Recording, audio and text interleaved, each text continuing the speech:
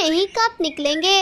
मैं इतने सारे दिनों से इंतज़ार कर रही हूँ। मैं भी तो चाहती हूँ कि मेरे घर के आंगन में नन्हे नन्हे बच्चे खेलें, लेकिन ये है दोनों के निकलते ही नहीं हैं। मैं भी तो देखना चाहती हूँ कि मेरे बच्चे कैसे दिखते हैं। तभी कुछ देर बाद अंडे में हलचल होने लगती है। वाह वाह, मुझे लग रहा है मेरा बेटा निकलने वाला है। मैं भी तो देखूंगी मेरा बेटा कैसा है।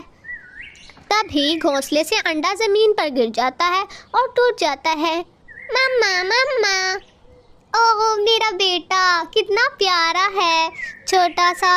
इसके तो पंख भी छोटे छोटे हैं और पाँव भी। ये कितना प्यारा है। मम्मा मम्मा, मैं इतने दिनों तक अंडे में से आपको देखने का इंतज़ार कर रहा था। मैं देखना चाहता था मेरी मम्मा कैसी दिखती हैं। मैंने आपका नाम तो बहुत बार सुना था। आपका नाम गौरी कवि है ना? लेकिन आप तो गौरी है ही नहीं। बेटा तुम तो बहुत शरारती हो, लेकिन मुझे तुम बहुत अच्छे लगते हो। तुम कितने प्यारे हो छोटे से। जी मम्मा, अब मेरा भाई कब निकलेगा? मैं इतने दिनों से इंतज़ार कर रहा था कि कौन पहले निकलेगा, मैं या मेरा भाई। हाँ, मैं भी इसी बात का इंतज़ार कर रही हूँ कि कब मेरा दूसरा बेटा निकलेगा और तुम दोनों खेल खेल कर मेरे आंगन को रोशन कर दोगे। जी मम्मा, मैं तो बिल्कुल खेल खेल कर आपकी चीज़ें तोड़ दूँगा, फिर घर में कुछ भी सही सलामत नहीं मिलेगा। हा हा हा, चलो चलो तोड़ लेना। अब तुम इतने दिनों बाद निकले हो तो कुछ भी कर लेना, तुम्हारी मर्जी। गौरी कवि बहुत ज़्यादा खुश थी। गौरी कवि अपने बेटे का बहुत ज़्यादा ध्यान रखती थी, लेकिन एक ख्याल हमेशा उसके दिल में आता था कि क्या मेरे दूसरे अंडे से बच्चा निकलेगा या नहीं। तभी कुछ टाइम बाद गौरी कवि का दूसरा अंडा भी उछलने लगता है। फिशक्याओ। मम्मा मम्मा मम्मा, कहाँ हैं आप? हैं? ये क्या? ये मेरा बेटा है। इसकी तो आंखें ही नहीं हैं। तभी तो ये इतने दिनों तक अंडे में पड़ा हुआ था। मम्मा मम्मा, आप कहाँ हैं? मुझसे बात तो करें। मम्मा मम्मा, इसकी तो दोनों आंखें ही नहीं हैं। ये कैसे देखेगा हमें?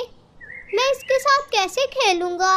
मेरा छोटा भाई की तो आंखें ही नहीं हैं। हाँ हाँ, मुझे पता है तुम्हारे छोटे भाई की तो आंखें ही नहीं हैं। अब मैं क्या करूँ इसका? मैं तो चाहती थी कि मेरे 2 बेटे होंगे तो वो मेरे बुढ़ापे का सहारा बनेंगे। अब ये तो अंधा है, ये मेरा क्या ख्याल करेगा? बल्कि इसको तो मुझे ही पालना पड़ जाएगा, ना ही इसकी कहीं शादी होगी। अब मैं क्या करूं? मम्मा, आप ये क्या कह रही हैं? बेटा, ये तुम नहीं समझोगे, अभी तुम छोटे हो ना, इसलिए चुप कर कर बैठो, मुझे सोचने दो। मैं क्या करूं? आइडिया, इसको छोड़कर आ जाती हूँ। ना ही ये मुझे नज़र आएगा, ना ही मुझे इस पर तरस आएगा, और ना ही मुझे इसको पालना पड़ेगा। फिर ये जाने और परिंदे और जंगली जानवर जाने। तो गौरी कवि ऐसा ही करती है। गौरी कवि कालू को लेकर चली जाती है। वो कालू को लेकर एक सुनसान जगह पर जाती है। मम्मा मम्मा, आप कहाँ हैं? मुझसे बात तो करें। एक दफ़ा मुझे बोलकर अपनी आवाज़ तो सुना दें। मैं आपको देख नहीं सकता, लेकिन सुन तो सकता हूँ ना। मुझे भी तो चीज़ें देखने का शौक़ है। गौरी कवि कुछ भी नहीं बोलती और कालू को वहीं पर रोता हुआ छोड़कर चली जाती हैं। कितने दिन हो गए, मैंने तो कुछ खाया ही नहीं। आज तो भूख ने इंतहा ही कर दी। पेट से चूहे कूद रहे हैं, कह रहे हैं कि हमें भी बाहर निकालो कुछ खाने के लिए, या हमें ही दे दो या फिर हमें निकाल दो ताकि हम बाहर जाके कुछ ढूंढ लें। तुमने तो कुछ करना नहीं। अब मैं क्या करूं? मैं सारा दिन बेचारी कब तक अपना खाना ढूंढूं? मुझे तो कुछ मिलता भी नहीं है, इतने दिनों से भूखी हूं मैं। तभी उससे कालू की आवाज़ आती है। वाह, ये तो कोई छोटा बच्चा रो रहा है।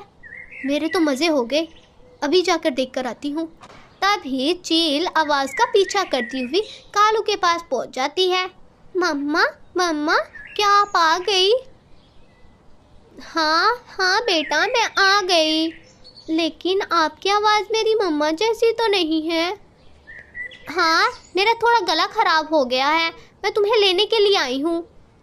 ठीक है मम्मा, फिर मुझे ले जाएं। आप यहाँ पर छोड़कर चली गई थी, मुझे इतना ज़्यादा डर लग रहा था। ठीक है बेटा, मैं तुम्हें कभी भी नहीं छोड़ूंगी। तुम्हें तो मैं हमेशा अपने पास रखूंगी, तुम्हें तो मैं अपने पेट में रख लूँगी, पक्का पक्का। क्या मतलब? मतलब ये कि मैं तुम्हें खा लूँगी, क्योंकि मैं तुम्हारी मम्मा नहीं, मैं तो एक चील हूँ और मेरा तो काम ही है परिंदों को खाना।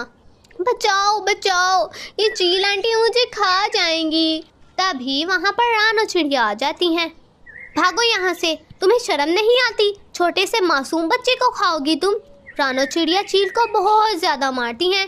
चील बहुत ज़्यादा जख्मी होकर वहाँ से भाग जाती है, क्योंकि चील ने तो काफ़ी दिनों से कुछ खाया ही नहीं था।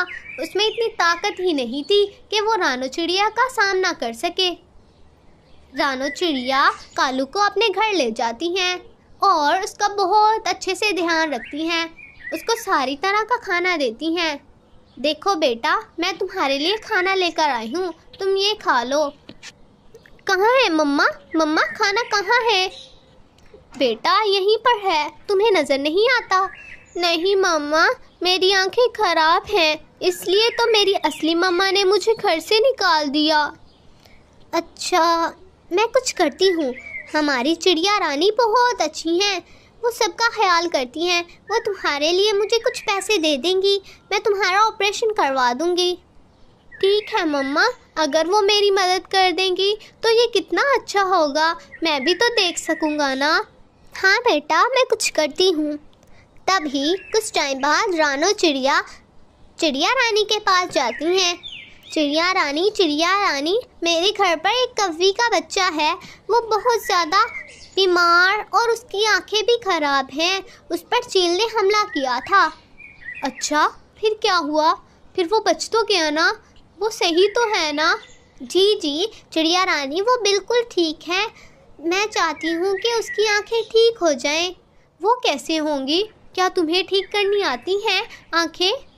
नहीं, मुझे नहीं आती, लेकिन शहर में डॉक्टर्स को आती हैं। अगर आप खजाने में से थोड़ी सी मेरी मदद कर दें तो आपका बहुत एहसान होगा। हाँ, मैं कर दूँगी, मेरा क्या जाएगा, थोड़ा सा खजाना ही तो देना है, तुम ले लो।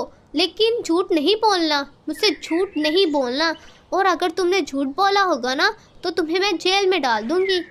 नहीं, मैं झूठ नहीं बोलती। आप जंगल में किसी भी परिंदे से पूछ लीजिए, मैंने कभी भी झूठ नहीं बोला। ठीक है, मैं तुम पर एतबार कर कर खजाना दे रही हूँ तुम्हें। फिर चिड़िया रानी रानो चिड़िया को बहुत ज़्यादा खजाना दे देती हैं। देखो बेटा, हमारी चिड़िया रानी ने तुम्हारे लिए कितना सारा खजाना दिया है, अब तुम्हारा इलाज हो जाएगा, फिर तुम देख सकोगे। फिर रानो चिड़िया कालू कौवे का शहर के अच्छे डॉक्टर से इलाज करवाती हैं। अब कालू कौवा भी देखने लगा था। काफ़ी अरसा गुजर जाता है, कालू कौवा बहुत ज़्यादा बड़ा हो गया था। वो अपनी माँ का बहुत ज़्यादा ख्याल रखता था, क्योंकि रानो चिड़िया तो अब बूढ़ी हो चुकी थी, वो बाहर खाना तलाश करने के लिए नहीं जा सकती थी। कालू कौवा अपनी माँ के लिए खुद खाना तलाश करने जाता था। बेटा, मैं खाना तलाश करने के लिए जा रही हूँ।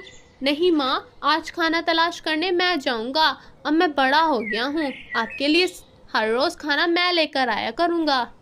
ठीक है बेटा, जैसी तुम्हारी मर्जी। फिर कालू कौवा अपनी माँ के लिए अनाज के दाने लेकर आता है, फिर दोनों माँ बेटा खुशी खुशी खाते हैं। दूसरी तरफ गोरी कौवी का बेटा जो देख सकता था, वो बहुत ज़्यादा जिद्दी था। मम्मा, मुझे ये नहीं खाना, ये आप क्या उठा कर ले आई हैं? आपको पता नहीं है मुझे पिज़्ज़ा बर्गर पसंद है, ये आप क्या रोज़ रोज़ उठा कर ले आती हैं? आप इंसानों की बस्ती में जाकर क्यों नहीं मेरे लिए पिज़्ज़ा लेकर आती? बेटा, मैं कैसे जाऊं? मैं कैसे जा सकती हूँ इंसानों की बस्ती में? अगर मैं गई तो वो मुझे जान से मार देंगे। मुझे नहीं पता, मुझे तो पिज़्ज़ा खाना है या बर्गर। अगर आपको वो नहीं ला कर देना तो ना ला कर दे, मैं भी ये खाना नहीं खाऊंगा। बेटा, मैं क्या कर सकती हूँ? गोरी कौवी अपने इस बेटे की वजह से बहुत ज़्यादा परेशान थी, लेकिन वो अपने बेटे की सारी ख्वाहिशात को पूरा करती थी, क्योंकि वो तो गोरी कौवी का इकलौता बेटा था। काफ़ी अरसा गुजर गया। अब गोरी कौवे भी बूढ़ी हो गई थी और कालू कौवे का भाई बहुत बड़ा हो गया था। अब वो नौजवान परिंदा बन गया था। माँ, आप खाना नहीं लेकर आई आज? बेटा, मुझे कुछ नज़र ही नहीं आता। मैं क्या लेकर आऊँ तुम्हारे लिए? मैं जहाँ पर जाती हूँ वहाँ पर मुझे कुछ नज़र ही नहीं आता। मैं अब बूढ़ी हो गई हूँ। अब खाना ढूंढने की जिम्मेदारी तुम उठा लो। मैं कैसे उठा लूँ? सारी उम्र तो आपने मुझे खिलाया है, मैं कैसे कुछ कर सकता हूँ? आपने मुझे पहले कुछ करने ही नहीं दिया, अब मैं कैसे कुछ करूँ? पहले कुछ करने नहीं देते, बाद में कहते हैं कि सारा काम तुम करो। बेटा, मैं क्या करूँ? अगर मेरे बस में होता तो आज भी खाना मैं ही ले आती। अब मैं क्या करूं? अब सारा दिन भूखा रहना पड़ेगा मुझे आपकी तरह। खुद तो कुछ करती नहीं है, बस सारा दिन घर पड़ी रहती हैं। आपको नज़र आता नहीं है ना? हाँ, मुझे नहीं नज़र आता। तो बस बात पक्की हो गई, आप भी मेरे घर से निकलें अब। क्यों? मैं क्यों अपना घर छोड़कर जाऊं? ये घर तो मेरा है ना। हाँ हाँ, ये आपका घर था, अब ये घर मेरा है। अब आप बूढ़ी हो गई हैं, अब आपको नज़र भी नहीं आता। मुझे याद है कि जब मेरा छोटा भाई पैदा हुआ था उसको नज़र नहीं आता था, तो आपने उसको वीरान जगह पर छोड़ दिया था। मुझे याद है अच्छे से। हाँ, मुझे भी याद है। पता नहीं मेरा बच्चा कहाँ होगा। अब तक तो वो मर गया होगा, वरना मैं उसके पास ही रह लेती। शुक्र है वो नहीं है, वरना उसका बोझ भी मुझे उठाना पड़ता। लेकिन मैं तो आपका बोझ भी नहीं उठाऊंगा, आप निकले यहाँ से। फिर क्या, गोरी का भी वो घर छोड़कर चली जाती हैं। भी अपनी चिड़िया माँ के लिए खाना इकट्ठा करने के लिए निकला हुआ था। हाय, अब मेरा क्या होगा? मुझे तो कुछ नज़र भी नहीं आता। मैं खाना कहाँ से खाऊंगी? जंगली जानवर परिंदे मुझे कहीं अपना शिकार ही ना बना लें। मेरा क्या होगा? तब ही वहाँ पर कालू आ जाता है। माँ जी, आपको क्या हो गया है? आप क्यों रो रही हैं? मुझे बताएं ना, आप क्यों रो रही हैं? बेटा, मेरी आंखें खराब हो गई हैं। अब मुझे कुछ भी नज़र नहीं आता बुढ़ापे की वजह से, इसलिए मेरे बेटे ने मुझे घर से बाहर निकाल दिया। अब मैं ना ही कुछ खाना ढूंढ सकती हूँ और ना ही कहीं पर रह सकती हूँ। मैं क्या करूँ? कोई बात नहीं माँ जी, आप मेरे साथ चले ना, मैं आपके लिए भी खाना ढूंढ लिया करूँगा और अपनी असली माँ के लिए भी। आप मेरे साथ चलें। नहीं बेटा, मैं तुम्हारे साथ कैसे जा सकती हूँ?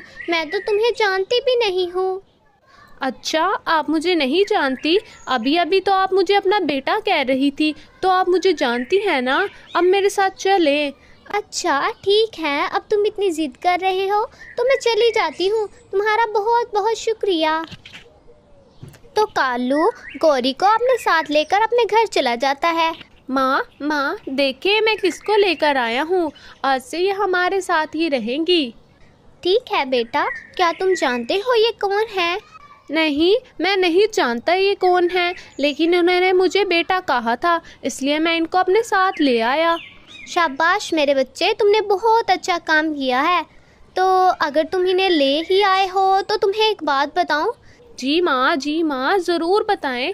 मैं भी तो जानना चाहता हूँ, ऐसी क्या बात है जो आप मुझे बताना चाहती हैं। तो फिर सुनो, ये गौरी कवि हैं, तुम्हारी असल माँ, जिन्होंने बचपन में तुम्हें छोड़ दिया था। क्या आप सच कह रही हैं? हाँ बेटा, मैं सच कह रही हूँ। पीछे खड़ी गौरी कवि भी रो रही थी ये सारी बातें सुनकर। हाँ मेरे बच्चा, तुम वही हो? क्या तुम वही हो? हाँ, ये वही है जिसको तुमने चील के आगे छोड़ दिया था कि वो इसको खा जाए। तुमने बहुत बुरा किया था इसके साथ। बेटा, मुझे माफ़ कर दो। मुझे पता नहीं था कि तुम्हारी आंखें ठीक हो जाएंगी और मेरे बुढ़ापे का सहारा तुम ही बनोगे, ना कि वो दूसरे वाला बेटा। मुझे माफ़ कर दो बेटा। ठीक है माँ, मैं आपको माफ़ कर देता हूँ। वैसे भी आपको मुझसे माफ़ी मांगने की कोई ज़रूरत नहीं है, मेरी तो किस्मत में यही लिखा था। फिर सब हंसी खुशी रहने लग जाते हैं। तुम्हारे लिए केक वैसे भी मैंने काम कर कर के तुम्हारे लिए केक के पैसे जोड़ लिए हैं, वो तो मैं लाजमी लेकर आऊँगी तुम्हारे लिए। मम्मा आप कितनी अच्छी हैं, आप मेरे लिए केक ज़रूर लेकर आना। मैं अपने सारे दोस्तों को इनवाइट करूँगी अपनी बर्थडे पार्टी पर। ठीक है मेरी बच्ची, जैसी तुम्हारी मर्ज़ी। फिर जूनी की मम्मा केक लेने के लिए चली जाती हैं और जूनी अपने दोस्तों को इनवाइट करने के लिए चली जाती है। मियाँ मिट्टू, तुम मेरी बर्थडे पार्टी पर ज़रूर आना और सबको भी बता देना कि मैंने उनको भी इनवाइट किया है। ठीक है, मैं आ जाऊंगा, लेकिन मुझे अपनी मम्मी डैडी से परमिशन लेनी पड़ती है। उनकी मर्ज़ी के बिना तो मैं आ ही नहीं सकता। हाँ हाँ मुझे पता है, तुम कोशिश करना ना कि तुम आ जाओ। ठीक है, मैं कोशिश कर लूँगा। अगर उन्होंने मना किया तो मैं नहीं आ सकूँगा, पक्की बात है।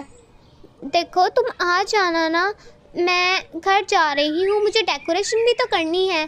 तुम मेरे और दोस्तों को बता दोगे? हाँ हाँ मैं बता दूँगा, लेकिन मैं अपना पक्का नहीं कहता कि मैं आऊँगा। ठीक है, तुम पहले और दोस्तों को तो बता दो, बाद की बात में देखी जाएगी। आज तुम्हें एक मजाकिया बात बताऊं, आज मुझे जूनी कह रही थी कि मेरी बर्थडे पर आ जाना, बहुत मज़े करेंगे हम। हाँ हाँ मुझे भी कह रही थी, मैं भी जाऊंगा उसकी बर्थडे पर, अगर मेरे मम्मा पापा ने इजाज़त दी तो। हाँ हाँ मैं भी ज़रूर जाऊंगा, लेकिन इसमें मजाकिया बात क्या है? उसने इतने प्यार से इनवाइट किया है तो तुम दोनों उसका मजाक क्यों उड़ा रहे हो? अच्छा, तुम हमेशा उसकी तरफदारी करने के लिए आ जाते हो। चुप करके बैठो, तुम्हारे खुद के पास तो पैसे हैं नहीं, इसलिए तो तुम जूनी का साथ देते हो। तुम्हारी माँ तो अंडे बेचती है। अच्छा, फिर तुम्हारी माँ क्या बेचती है? तुम्हारी अम्मी तो कुछ भी नहीं करती। वो कुछ भी नहीं करती तो क्या, अमीर तो है ना हम। अच्छा, अब सब चुप हो जाओ, लड़ाई नहीं करो। सबने जूनी की बर्थडे पर जाना है ना? क्या मेरी मम्मा जाने देंगी मुझे जूनी की बर्थडे पर? मैं पूछ लेता हूँ उनसे। मम्मा मैंने जूनी की बर्थडे पर जाना है, आप जाने देंगी ना? हाँ हाँ चले जाना, इसमें कौन सी बड़ी बात है, लेकिन मैं तुम्हारे बाबा से पूछ के बताऊंगी। मियाँ मिट्टू जूनी की बर्थडे पर जाना चाहता है, क्या वो चला जाए? नहीं, कोई ज़रूरत नहीं है उनके घर पे उसको बर्थडे के लिए भेजने की। पता नहीं वो तो कैसी कैसी गंदी क्वालिटीज़ के खाने खाते हैं। मेरे बेटे की तबीयत ख़राब हो जाएगी, कोई ज़रूरत नहीं है उसको भेजने की। अच्छा, ये बात भी सही है, आप बिल्कुल ठीक कह रहे हैं, मैं नहीं भेजूंगी। बेटा तुम्हारे बाबा ने मना कर दिया है, अब तुम नहीं जाओगे। पापा मैं भी जूनी की बर्थडे पर जाना चाहता हूँ, क्या मैं चला जाऊँ? नहीं, तुम हरगिज़ नहीं जाओगे। बाबा मैं तो वैसे भी नहीं जाना चाहता था, वो इतना गंदा खाना देते हैं और उनका केक भी 2 रुपये वाला होता है। हम तो इतनी महंगी बर्थडे करते हैं, ना ही उनके लिए कोई पार्टी होती है, बस छोटा सा केक काट देते हैं। जूनी की बर्थडे के लिए सबसे ज़्यादा तो टिंकू खुश था। मम्मा मैं जूनी की बर्थडे पर क्या लेकर जाऊँ उसके लिए? बेटा तुम ये अंडे ले जाओ, सर्दियाँ बहुत ज़्यादा है ना, उसको बहुत अच्छे लगेंगे। ठीक है मम्मा, मैं ये फूलों का गुलदस्ता भी ले जाऊं? हाँ बेटा ले जाओ, बहुत अच्छी बात है ये, जूनी बहुत ज़्यादा खुश हो जाएगी। मम्मा मेरी बर्थडे के लिए अभी तक तो कोई भी नहीं आया, मैं कितनी देर से इंतज़ार कर रही हूँ सबका। बेटा अभी आ जाएंगे थोड़े टाइम में, तुम कुछ देर और इंतज़ार कर लो। Happy to you Juni, happy to you. Thank you Tinku, तुम कितने अच्छे हो, तुम मेरे लिए गिफ्ट भी लेकर आए हो। हाँ मेरी मम्मा ने तुम्हारे लिए अंडे दिए हैं, तुम्हें अच्छे तो लगे हैं ना? हाँ मुझे बहुत अच्छे लगे हैं, सर्दियों में मेरे तो मज़े हो जाएंगे। मैं तो अंडे उबाल कर खाऊंगी और अपनी मम्मा को भी दूंगी। जूनी मुझे बहुत ज़्यादा खुशी हुई कि तुम्हें मेरा गिफ्ट पसंद आया है। अब चलो जल्दी केक काटो, मुझे बहुत ज़्यादा भूख लगी है। जूनी अपना बर्थडे बहुत अच्छे से मनाती है। बर्थडे ख़त्म हो जाने के बाद मम्मा मेरी बर्थडे पर और कोई भी नहीं आया टिंकू के अलावा, मुझे बहुत ज़्यादा दुख हुआ। बेटा तो इसमें रोने वाली कौन सी बात है, अगर वो नहीं आए तो उनमें उनकी गलती है ना, उन्होंने एंजॉय नहीं किया। हाँ मम्मा आप ये भी ठीक कह रही हैं, लेकिन अगर वो आ जाते तो उनका क्या जाता, मैंने कितने प्यार से इनवाइट किया था उन्हें। बेटा आप क्या कर सकते हैं, वो अमीर है ना, इसलिए नहीं आए आपकी बर्थडे पर। कुछ दिनों बाद मियाँ मिट्टू की बर्थडे आ जाती है। आज तो हमारे बेटे की सालगिरह है, तो उसको क्या गिफ्ट करेंगे हम? हाँ मैं भी यही सोच रहा हूँ, क्यों ना हम एक बड़ी सारी पार्टी ऑर्गेनाइज करें और उसमें सब अमीर दोस्तों को बुलाएंगे। हाँ, आप सही कह रहे हैं। मैं अभी जाके मियाँ मिट्टू से बात करती हूँ। मम्मा मम्मा, आपको पता है ना मेरी बर्थडे आ रही है। हाँ बेटा, मुझे पता है। तो तुम्हें क्या गिफ्ट चाहिए? मम्मा मुझे ना फ़ोन चाहिए। आप मुझे फ़ोन लेकर देंगी ना? हाँ हाँ बेटा, मैं तुम्हें ज़रूर फ़ोन लेकर दूंगी। कालू को भी मियाँ मिट्टू की बर्थडे पर इनवाइट किया जाता है। बाबा, मैं भी मियाँ मिट्टू की बर्थडे पर जाना चाहता हूँ, क्या मैं चला जाऊँ? हाँ हाँ बेटा, तुम ज़रूर जाना और एक अच्छा सा गिफ्ट भी लेकर जाना। वो इतने अमीर हैं, तुम्हारी बर्थडे पर भी तो वो अच्छा सा गिफ्ट देंगे ना तुम्हें। हाँ बाबा, आप सही कह रहे हैं, मैं काफ़ी अच्छा गिफ्ट लेकर जाऊंगा। आप मुझे ना कोई अच्छा सा गिफ्ट लेकर दे दे, वही मैं जाकर मियाँ मिट्टू को दे दूंगा, वो बहुत ज़्यादा खुश होगा। फिर क्या, मियाँ मिट्टू की बर्थडे का दिन आ जाता है। बहुत अच्छे से डेकोर किया गया था, हर तरफ गुब्बारे ही गुब्बारे थे। कालू मियाँ मिट्टू को कहता है, क्या तुमने जूनी और टिंकू को भी इनवाइट किया है? नहीं नहीं, मैंने उनको इनवाइट नहीं किया। मैं करना चाहता था लेकिन मेरी मामा ने नहीं करने दिया। तो ये तो अच्छी बात है ना, वो दोनों तो तुम्हारे लिए कोई सस्ता सा गिफ्ट लेकर आते। देखो मैं तुम्हारे लिए कितना अच्छा गिफ्ट लेकर आया हूँ। क्या लेकर आए हो? वो तो तुम घर जाकर देखना ना, लेकिन मैं बहुत ज़्यादा महंगा तोहफा लेकर आया हूँ तुम्हारे लिए। जन्मदिन की बहुत ज़्यादा बधाई हो तुम्हें। आपका बहुत बहुत शुक्रिया मीनू मौसी, आपका आने का बहुत ज़्यादा शुक्रिया। फिर क्या, इसी तरह मियाँ मिट्टू की भी बर्थडे सेलिब्रेट हो जाती है। जूनी को उन्होंने इनवाइट ही नहीं किया था, इसलिए जूनी रो रही थी। मम्मा मम्मा, उन्होंने मुझे बुलाया भी नहीं और मैंने सबको बुलाया था। बेटा, तो फिर रो क्यों रही हो? इसमें ऐसे रोने वाली कौन सी बात है? अगली बार तुम भी उन्हें ना बुलाना। नहीं मम्मा, मैं तो उन सबको लाजमी बुलाऊंगी, वो मेरे दोस्त हैं ना। बेटा, ये कुदरत का कानून है कि जो बुरा करता है उसके साथ बुरा ज़रूर हो जाता है।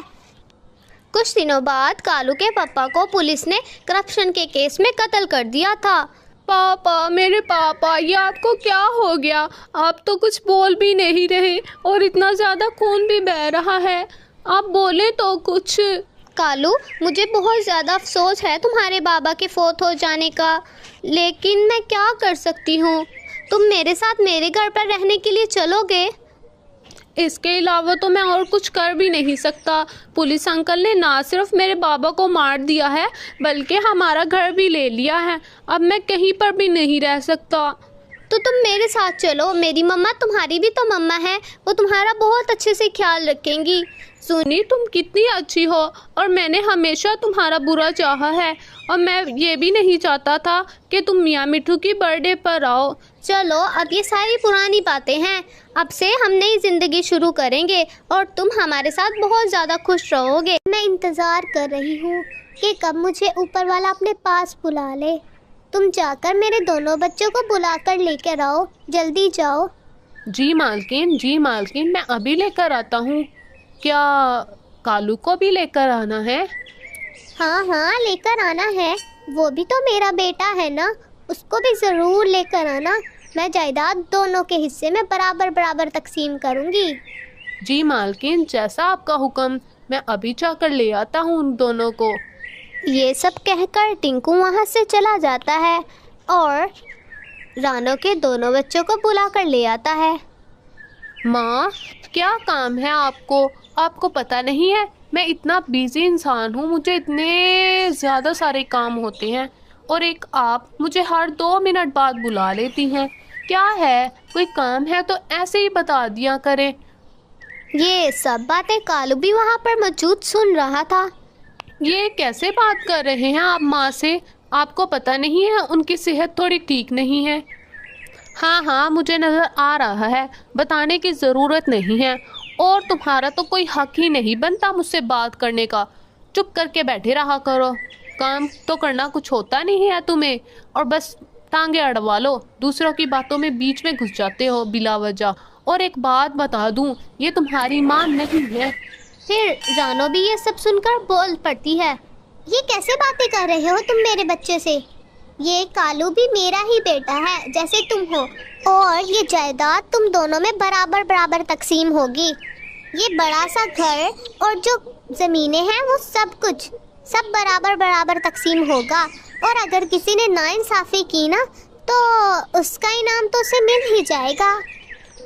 बस इतना बोलकर रानो वहीं पर अपना दम तोड़ देती है। माँ माँ कहाँ चली गई आप माँ? एक दफा मुझसे बात तो कर ले माँ। माँ बस एक दफा मुझसे बात तो करके देखे। खामोश हो जाओ तुम। क्या तुमने ये टोपी ड्रामा रचा रखा है? तुम्हें नहीं पता वो अब कैसे बात करेंगी? अब तो वो इस दुनिया में है ही नहीं। बिला वजह ओवर एक्टिंग करवा लो बस। और क्या, बिल्कुल ठीक कह रहे हैं आप। बस इससे ओवर एक्टिंग ही करवा लो। इसको और तो कुछ आता नहीं है, ना ही काम करता है। और एक तो इस बुढ़िया ने मरने से पहले जायदाद भी दोनों में बराबर बराबर तकसीम कर दी। अब क्या करें हम? इसको सारी की सारी जायदाद देनी पड़ेगी। हाँ बात तो तुम ठीक कह रही हो। चलो ये मामलात हम बाद में देख लेंगे। जी भाई आप ये सारी बातें बाद में कर लीजिएगा। बेशक आप मुझे जायदाद ना दीजिएगा, पर इस टाइम तो ऐसी बातें ना करें ना। आपको पता नहीं है मेरी माँ यहाँ पर पड़ी हुई है, आपको नज़र नहीं आ रहा? मुझे आ रहा है नज़र। तुम्हें क्या पता, मेरी भी तो माँ थी, और वो तुम्हारी माँ थी भी नहीं जो तुम ओवर रिएक्ट कर रहे हो। ये तो मेरी माँ थी, और अब वो चली गई हैं। उनको ऊपर वाले ने बुला लिया है, तो मैं क्या कर सकता हूँ? माँ। रानो चिड़िया के मर जाने के काफी दिनों बाद अब क्या करना है उस कालू का? उसको क्या आधी जायदाद दोगे तुम? अगर दे दी तो तुम्हारे हिस्से में क्या आएगा? वैसे भी वो हकीकी वारिस तो नहीं है ना जायदाद का। तो क्या सोचा है तुमने? हाँ मैं भी इसी मामले में सोच रहा हूँ। क्या करूँ मैं? माँ ने मरने से पहले आधी जायदाद तो उसके नाम कर दी। अब मैं क्या कर सकता हूँ? हाँ की तो है, लेकिन अगर हम कालू को वो खराब वाला खेत दे दें जिस पर खेती हो ही नहीं सकती, तो कैसा? हाँ कर तो सकते हैं ऐसा। ऐसा ही करेंगे। और इस घर का क्या? ये घर भी तो आधा आधा तकसीम होना है ना? नहीं नहीं, ये कालू को हम नहीं देंगे। आप बस कालू से बात करें, उसे हमने ये घर नहीं देना। बात पक्की कर ले। बाद में ये नहीं कहना कि आधा घर कालू का होगा, फिर सारा दिन उससे मेरी लड़ाई होगी। मैं नहीं चाहती कि कालू मेरे साथ इस घर में रहे। मैं भी तो ये नहीं चाहता कि कालू मेरे साथ इस घर में रहे। इतना काला है वो, हम जैसों में तो मिलता भी नहीं है। जी जी बिल्कुल सही कह रहे हैं आप अभी जाकर कालू को इस घर से क्यों नहीं निकाल देते?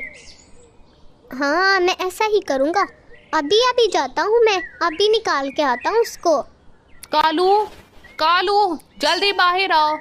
सारा दिन कमरे में बैठे रहते हो, जल्दी से बाहर निकलो। जी भाई क्या काम है आपको? मैं तो यही था। आप इतनी ऊंचे ऊंचे क्यों चिल्ला रहे थे? हाँ हाँ मैं तो चिल्लाता ही हूँ, तुम तो बड़े आराम से बात करते हो। भाई आप मुझसे गुस्सा क्यों है? मैंने क्या कर दिया? निकल जाओ तुम मेरे घर से। ये मेरा घर है, और माँ ने मरने से पहले ये मेरे नाम किया था। जी मैं जानता हूँ ये आपका घर है, लेकिन माँ ने तो मरने से पहले दोनों के नाम जायदाद की थी ना, तो घर भी तो आधा मेरा होगा ना। तुम्हारी हिम्मत कैसी हुई ऐसी गंदी सोच अपने दिमाग में लाने की? निकल जाओ तुम मेरे घर से। भाभी आप ही भाई को कुछ समझाइए ना, ये कैसे बात कर रहे हैं मुझसे? मैं क्या बोलूं? सही तो कह रहे हैं, ये इन्हीं का तो घर है, तुम्हारा क्या काम? और तुम तो वैसे भी हमारे दुश्मन परिंदे हो। तुमने चिड़िया और कौवों की लड़ाई नहीं सुनी? जी मैं जानता हूँ, लेकिन हम तो भाई भाई हैं ना। मैं कभी भी आपको नुकसान पहुँचाने की कोशिश नहीं करूँगा। ठीक है मुझे पता है, ये घर मेरा हो जाएगा, और जो नदी के पास वाला खेत है वो तुम रख लो। वो वैसे भी बंजर ज़मीन पर है, तुमने कुछ करना तो होता नहीं है, वहाँ पर सारा दिन पड़े रहना। भाई मैं वहाँ पर क्या करूँगा? वो तो वैसे भी ख़राब ज़मीन है, उस पर ना ही कोई खेती हो सकती है और ना ही कोई फल लग सकता है। मैं उस ज़मीन को लेकर क्या करूँगा? मुझे बस थोड़ी सी जगह दे दीजिए, मैं यहीं कहीं पर कोने में रह लूँगा। अच्छा, थोड़ी सी जगह पे रहने के लिए तुम्हें थोड़ी सी जगह दे दूं?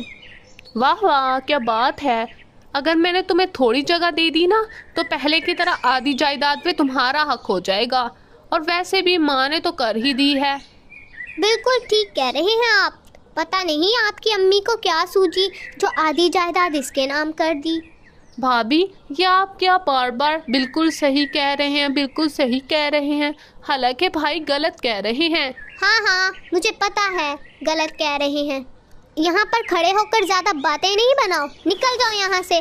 जब तुम्हारे भाई ने कह दिया है कि तो चले जाओ ना यहाँ से। क्यों बैठे हो हमारे घर पर? टुकड़ों पे पलने आ जाते हैं लोग। कब से पाला है तुम्हें? बचपन से अब तक इतने बड़े हो गए हो तुम, ना ही कुछ काम करते हो, बस घर में पड़े रहो, खाओ पियो और मर जाओ। मरना तो है नहीं तुमने, तो निकल जाओ यहाँ से। जी भाभी, मैं चला जाता हूँ।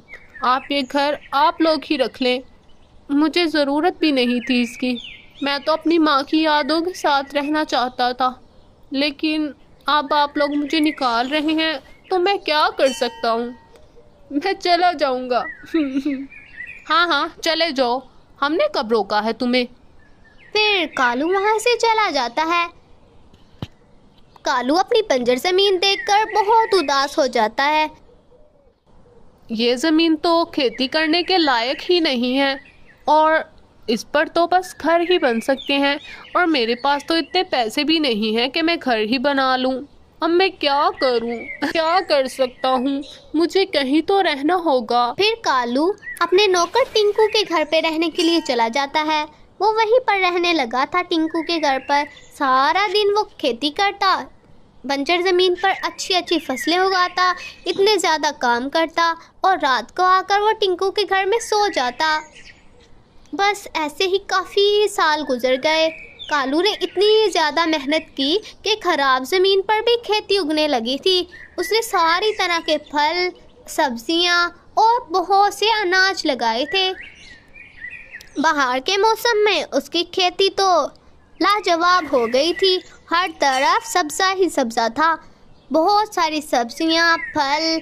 अब तो कालू के मज़े हो गए थे। उसकी सारी की सारी मेहनतों का फल मिल गया था उसको। कालू बहुत ज़्यादा खुश था। वाह वाह वाह, कितने मज़े की बात है। मेरे खेत में इतने ज़्यादा फल, इतनी ज़्यादा सब्जियां, इन सब को बेचकर मैं अमीर हो जाऊंगा। फिर मेरा अपना घर होगा और फिर मैं और ज़्यादा मेहनत करूंगा ताकि किसी गरीब परिंदे को मेरी तरह मेहनत ना करनी पड़े। मैं सारे गरीबों की मदद करूंगा और टिंकू की भी मदद कर दूंगा, क्योंकि उसने भी तो मेरी मदद की थी ना। तो कालू शहर जाकर अपनी सारी सब्जियां, सारे फल बेच देता है। दुकानदार उसको अच्छा खासा मुनाफा देते हैं। कालू अब अमीर हो गया था। कालू ने एक बड़ा सा घर बनाया और वहाँ पर रहने लगा। कुछ टाइम बाद कालू ने शादी कर ली। कालू की बीवी बहुत अच्छी थी, वो कालू से बहुत ज़्यादा प्यार करती थी। कालू अपनी बीवी के साथ बहुत खुश था। आप लोगों ने कालू की मेहनत का इनाम तो देख लिया, आप कालू के भाई की लालच का कमाल भी तो देखे ना। जब कालू के भाई को पता चला कि कालू अमीर हो गया है तो उसके दिल में लालच आ गया। देखा आपने कालू कितना अमीर हो गया है। उसने तो उस बंजर ज़मीन पर भी इतनी मेहनत करके अच्छी खासा मुनाफा कमा लिया है। अब हम क्या करें, हम तो वही ठहरे गरीब। आपने तो कुछ करना नहीं होता। हाँ, मैं करूँ भी तो क्या, मुझे तो कुछ आता ही नहीं। माँ ने भी तो सारी की सारी जायदाद बाबा वाली मुझे दी है और अब मैं क्या कर सकता हूँ। हमने तो कुछ सीखा ही नहीं, ना ही मुझे खेती आती है। कालू बहुत काम का था, वो पहले भी ज़मीनों पर काम किया करता था, उसे तो सारी चीज़ें आती थी। अब तो जो खेती के लायक ज़मीनें थी वो भी बंजर होती जा रही हैं, ना ही मुझे कुछ आता है। हाँ, मुझे मालूम है आप कहाँ कुछ कर सकते हैं।